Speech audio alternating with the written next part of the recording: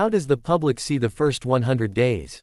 It's only fitting to begin this evaluation of President Trump's second term by listing the administration's accomplishments. As highlighted by the White House, wholesale egg prices have dropped by 50%, approximately 9,000 manufacturing jobs have been created, deregulation measures have resulted in total savings of $11,000 for a family of 4, tariff deals with India, Japan, and South Korea are nearing finalization, and investment proposals exceeding $5 trillion have been announced, including $500 billion each from Apple, Nvidia, OpenAI, Oracle, and SoftBank.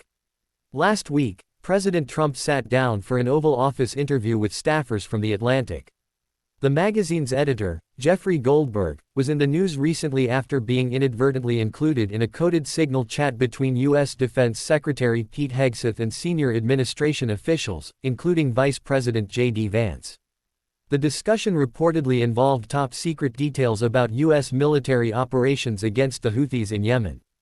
Goldberg and The Atlantic are known critics of Trump, and the feeling is mutual. Nevertheless, Trump insisted on Goldberg's presence at the interview. The conversation was wide-ranging, with Goldberg and his team posing tough questions.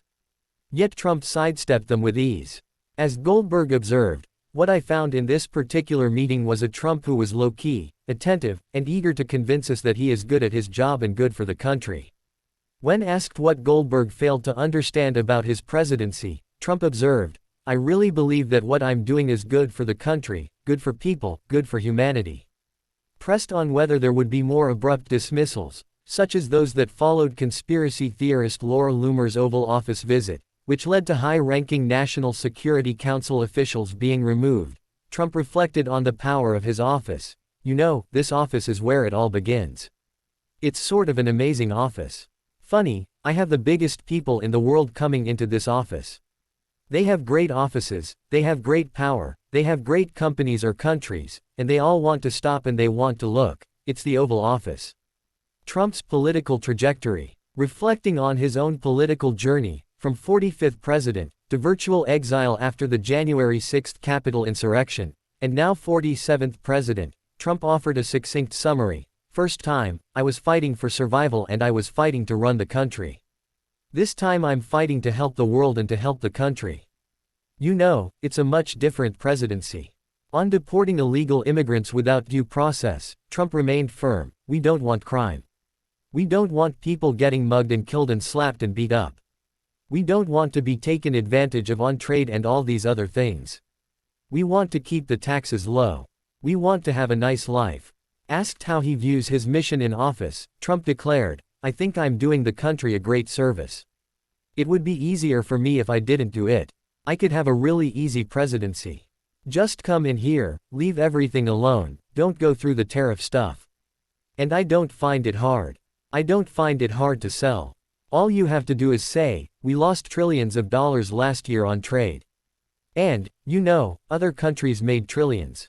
You know, China made $1.5 trillion on trade. Fact, China's trade surplus last year was about $1 trillion. They're building the biggest military you've ever seen with that. And they're building it with our money." Public perception and polling trends. So how does the public see Trump?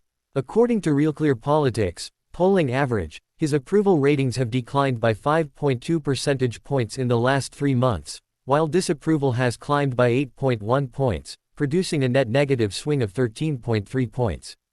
This marks a significant decline from Trump's first week in office, when he had 50.5% approval and 44.3% disapproval. The data suggests that many voters who were open to giving Trump a chance, but were not ardent MAGA supporters, are now disillusioned. His disapproval ratings among Hispanics, independents, moderates, and voters under 30 have risen from 45% at the beginning of his term to 60% today. As many as 47% of registered voters say Trump is performing worse than expected and 31% say he's exceeding expectations. Trump's most touted achievement is his near-complete halt of illegal immigration. Unsurprisingly, his approval remains highest in this area. However, even here, cracks are beginning to show. A majority of Americans believe his deportation measures have gone too far and are too harsh.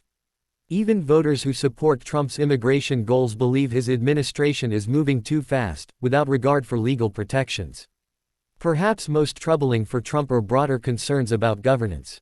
As many as 66% of Americans polled describe his administration as chaotic, and 80% of voters want policies to be implemented carefully, minimizing mistakes.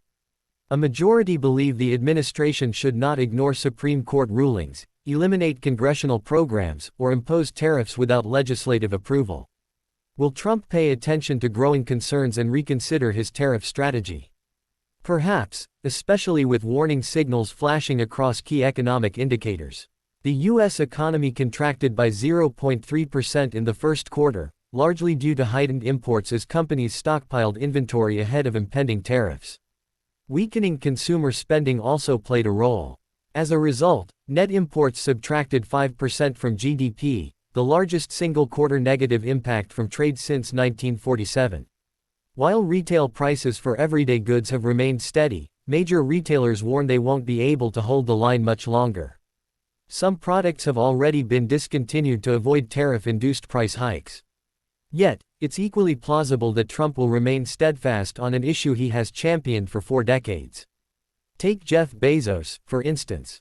Amazon was preparing to label how much tariffs contributed to item prices, similar to how tax components are displayed.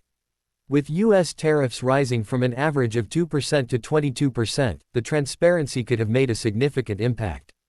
However, upon learning of the plan, Trump reportedly called Bezos and warned that such a move would be viewed as hostile and political. Amazon quickly dropped the idea. Trump appears as committed as ever to his tariff agenda.